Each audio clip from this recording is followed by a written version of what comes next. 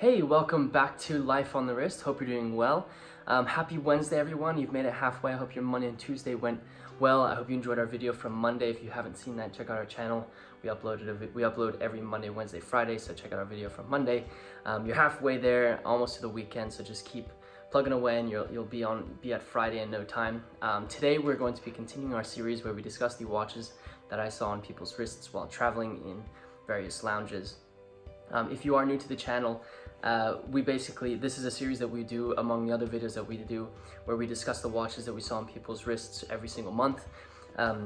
If you want to check out the other videos from the other months, I have created a playlist on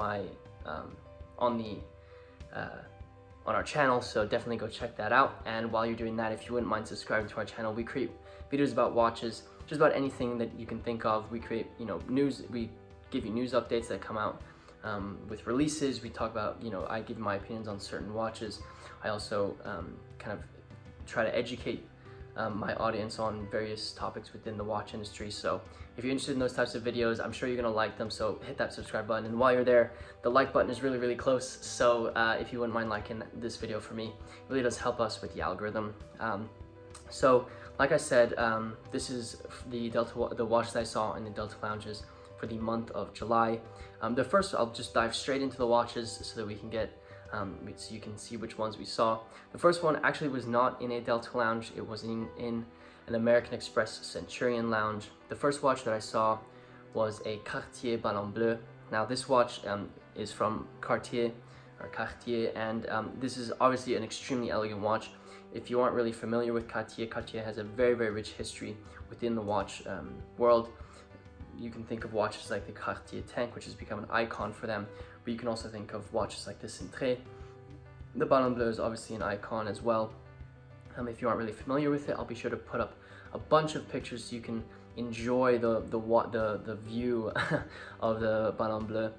It has a round case and it has almost like a spherical crown with this really cool crown protection, and has obviously that beautiful iconic Cartier dial. This is definitely an icon and is an absolute beauty to hold, to wear, to see. I actually have a very good friend who has a Cartier Ballon Bleu, and I can't get enough of it when he wears it. The watch was actually that I saw in the Centurion lounge was actually on an old gentleman's wrist. It's he was wearing a very simple suit, but it looked so great. A lot of the times you don't really see these on people's wrists very often because most people will save it for a special occasion or consider it more of a dress watch, but it was cool to see that this gentleman was wearing it as like kind of like a daily wear for him that week. I mean, you can't really say much about it. I think the pictures say it all. Unfortunately, I wasn't able to speak to him about why he decided to get it and talk to him about the watch. I was actually on my way out of the lounge trying to catch my flight, so didn't have time to stop and speak with him, but was a very cool watch to see on someone's wrist, and not something you see every day, like I said. So the first watch I saw was the Cartier Ballon Bleu. Now the second watch, and I apologize because it seems like a lot of the watches that I see on people's wrists are repeats. I try to vary it as much as possible, so sometimes I don't bring up watches that I've discussed in previous videos. But the second watch that I saw was a SARB033, obviously from Seiko. This was the blacked out version with the date, and I think Seiko, the SARB033 is some of the best value that you can get for $300 to $400. It's a very simple watch, and it's really all you need in a watch. It's very, very legible, black dial, date. I mean, what more can you ask for? I think Seiko really does lead the way in creating value watches that you can just strap on your wrist and call it a day. In the end of the day, just owning a watch is a luxury. You can get the time from your phone or from your computer very, very readily, and having something on your wrist is a little bit more extra than something you probably don't really need.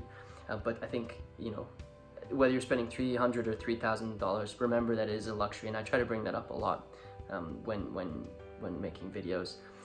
I think Seiko is definitely leading the way when it comes to those types of watches. I got a chance to speak with the guy who was wearing this watch, and it didn't seem like he was really into watch collecting. He just wanted a watch that he could put on his wrist and it would tell him the time and call it a day.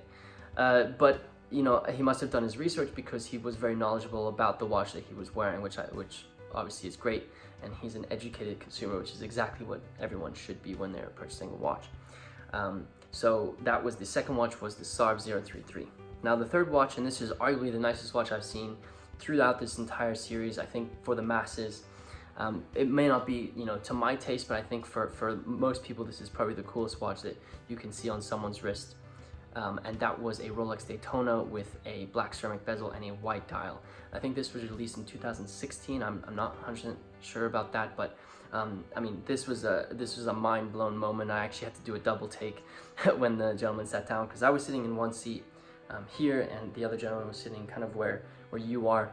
And he sat down, and I, you know, was just looking around and looked at his wrist and said, "Oh, it's a chronograph." And I was like, "Wait a second, that looks like a Daytona."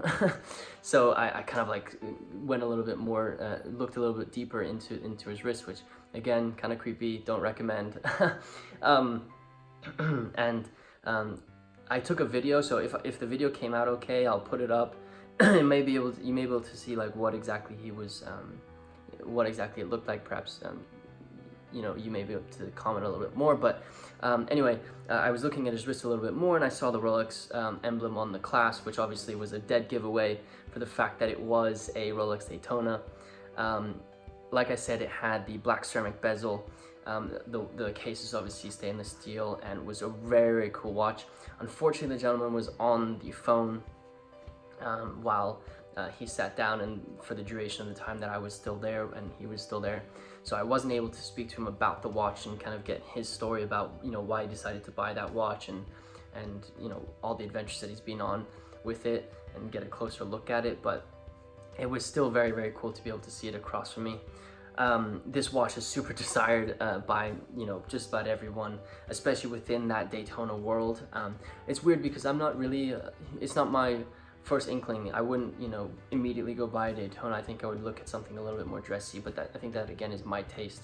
But who knows, you know, your taste kind of evolves, so you never really know where you'll end up. I believe the gentleman was from Brazil. Now again, just looking at their wrists is kind of creepy in itself, but a lot of the times if I don't get a chance to look at them, I try to, you know, analyze them a little bit more so that I can deduce a few things about them.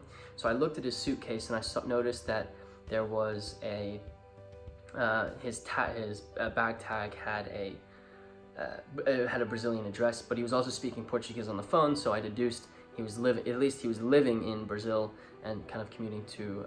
I was in Dallas, so commuting to Dallas for work probably. I don't recommend it. It's already creepy that I was analyzing his watch, then I was analyzing his bag. But anyway, again, one of the coolest watches I've seen probably in this entire series for sure. So that third one was the Rolex Daytona with the black ceramic bezel and the white dial. And what I noticed about, you know, this series is that I don't really talk about the watches that I wear on my wrist for that month, and kind of what my daily wear was for that month. So I thought for the month of July I'd start by talking about the watches that I decided to wear on my wrist during my travels. So the watch that I had on my wrist was this Longines Presidency from the 1960s. This watch is available in our store at lifeonthewrist.com/shop. So if you're interested in this watch, definitely check it out in our store. You'll also find the story behind this watch in that store.